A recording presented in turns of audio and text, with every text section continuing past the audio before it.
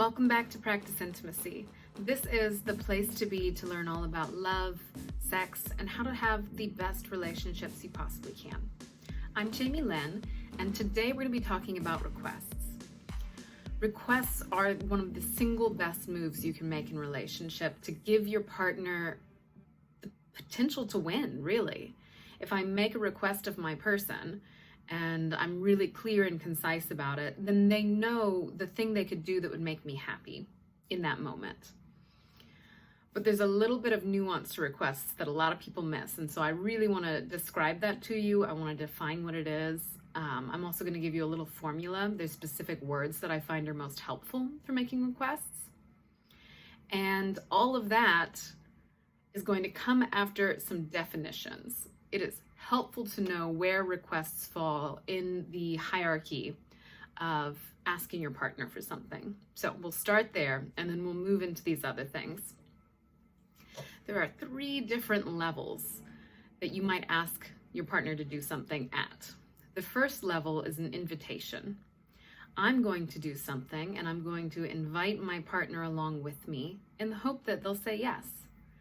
And it sounds silly, but make the invitation inviting. So if you know that your partner loves going for walks, but really does not like the theater, then inviting them to the theater is probably not going to be interesting to them. Most likely they will not want to come with you. It doesn't mean don't do it, but know that the likelihood that they'll come is lower. Whereas if you invite them on a walk, then they'll probably be really excited and say, yes, I'd love to come with you. That's level 1. In asking something of your partner, an invitation. Would you like to do this with me? And they have the option to say yes or no. That's really important.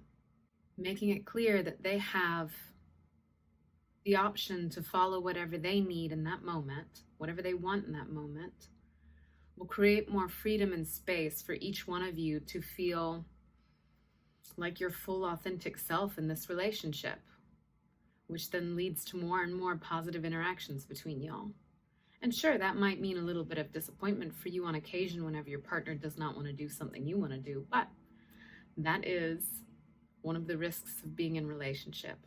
We do not always get what we want. One of my mentors, Terry Real, he says, if you want what you want when you want it, live alone. And that is very true. Anyway, that was a tangent. Invitation is first. Invitation is something that you make inviting so that your partner is interested in joining you. The next level is a request. A request is, would you be willing to do something for me that maybe you don't want to do? And so with this one, we could go back to that first example. Your partner does not love the theater, then that might actually be a request. Hey, love, I know you don't really enjoy going to the theater, but would you be willing to go with me to this particular play? It would mean a lot to me. And then they have the option to say yes or no. If they say no and you get really frustrated and angry, that was not a true request, that was a demand. And we'll get into demands next. But know that the thing that differentiates a request from a demand is that the person has the opportunity to say no. We're going to come back to requests after I give you the definition of a demand. So let's do that first. A demand is when something needs to happen in order for you to stay in the relationship. There's also moments whenever you might make a demand because there's safety involved. That's a little bit different. So a demand in safety terms would be like, get the kid away from the road. Sorry, it even came out really energized because I was thinking about what it would feel like if you saw that happening. If your kid was walking towards the street, the thing that comes out of your mouth is a demand. You're telling the other person, get our kiddo out of the road. Demands that are more related to the relationship are things like, if you do not check into recovery, I will leave. Or it is unacceptable for you to call me names even when you're angry. And if you continue to do that, I'm done. I need you to stop this behavior. That's demand. Anytime you're being really firm about This absolutely has to change. I need you to do this. Otherwise, there will be consequences, most serious of which would be I'll leave the relationship. And I will be honest, in long-term committed relationships, we do not get very many demands about how the other person is going to behave. I would say probably about 5 over the course of a long-term committed relationship, which is not very many. And so use those wisely. Things that are truly important to you become demands, whereas the other levels are a little softer. It's an invitation. Hey, would you like to do this with me? Or a request. Would you be willing to do this for me? Right? So let's get into request a little bit more. A request is always phrased in, well, not always, you can do it in different ways, but my preferred way of making a request is, would you be willing to do this, blank, for me? And I always say it that way because, like I said, usually it's not something that the partner wants to do. Like, my partner does not want to get up at 1 a.m. and come get me from the airport. My partner does not necessarily want to get up and get me tea every time that I want tea. And if I make the request, sometimes my partner will say yes, and sometimes my partner will say no. And that actually truly needs to be okay if my partner says no. If they say, no, I don't want to pick you up from the airport at 1 in the morning, then I might say, okay, I'll get a cab. Or I'll ask a friend. If they don't want to get me water, okay, I'll get myself water. There are consequences if this happens consistently over a relationship. If it's always or often, it's rarely always. If it's often a no to requests, that corrodes the relationship. It's also important to know that the requests you're making ideally would be reasonable. They're not out of the ordinary, requiring a ton of work from your partner, things like that. But know that the defining characteristic is that the other person has the opportunity to say no. That is so important.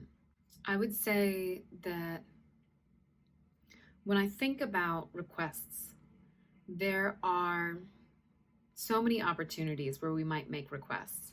And it's helpful even just to think about it in your own mind that way. Right now, the thing that I'm doing is actually making a request of my partner.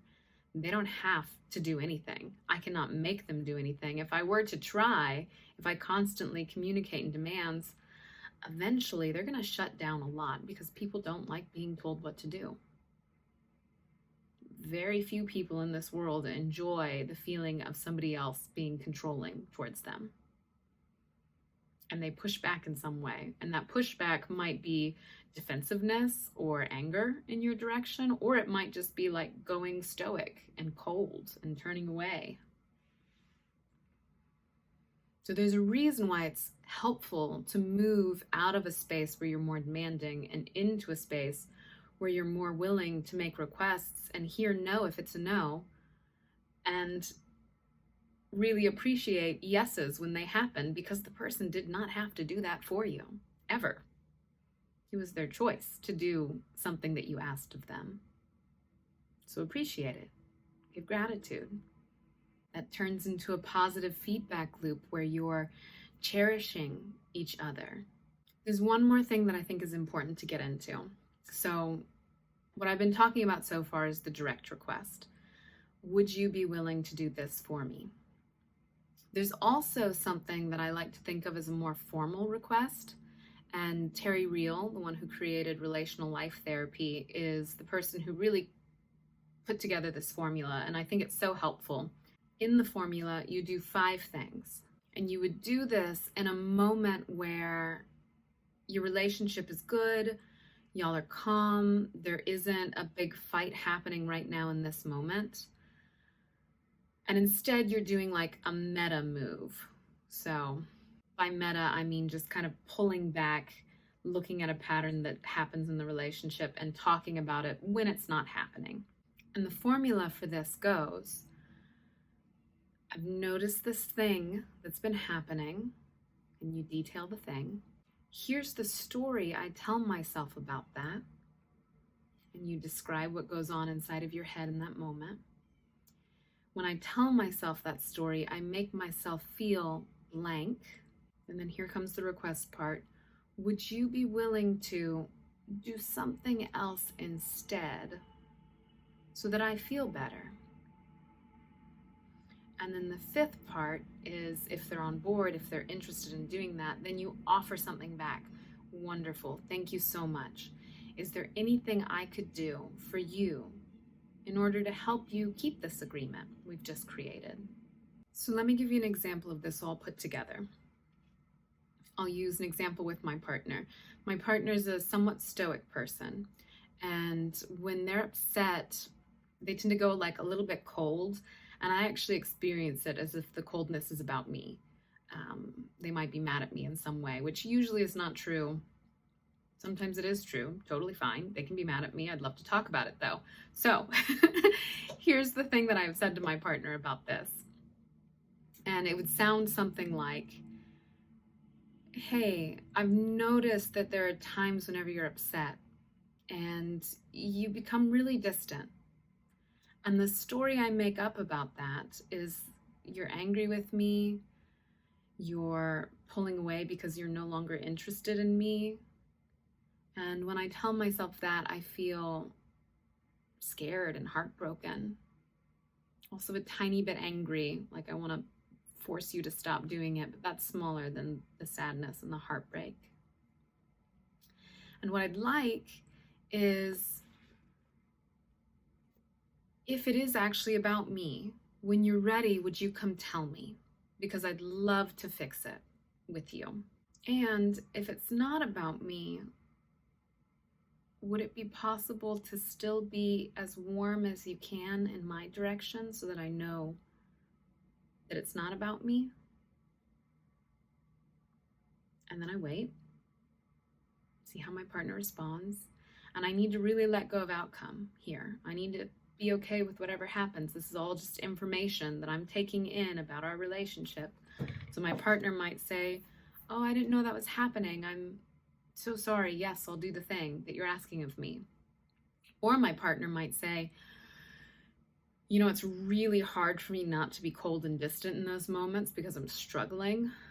And I get that it's hard for you, but I don't know if I can change this. Would you just do what you can to take care of yourself and tell me if it's really a problem, and I'll try and get out of it from there? Like, that might be the conversation. Who knows? I have no idea what will come of this.